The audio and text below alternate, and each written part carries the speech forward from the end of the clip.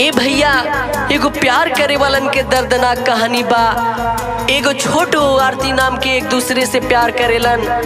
एक बार गलती से धोखा से घर पे बुला के छोटू के बिजली के करंट लगा के आरती के सामने मार देलन।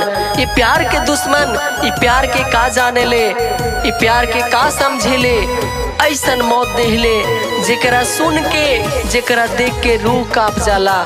ऐसन मौत तो दुश्मनों के कोई ना देवेले जैसन ये प्यार करे वालन के देले बा। तो इस गाना के माध्यम से सुनिए भैया और देखिए कैसन कहानी बा। टूट गई प्यार के डोरी ये भैया,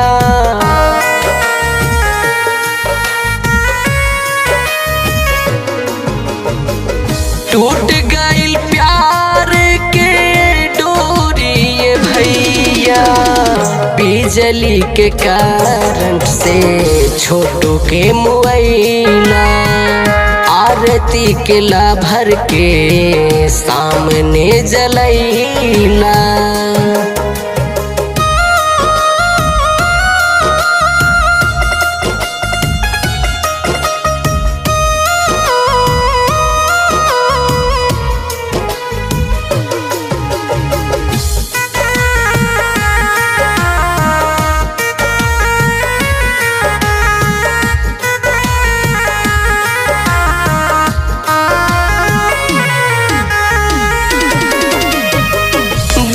साल के प्यार रहे छूट गईल हाथ हो, प्यार के दुश्मनी का समझी जज्बात हो।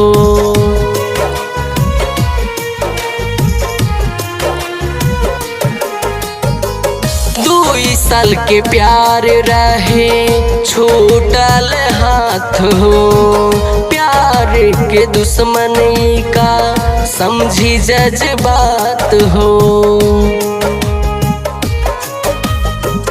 धोखा से रात में छोटू के घर में बुलैला, धोखा से रात में छोटू के घर में बुलैला।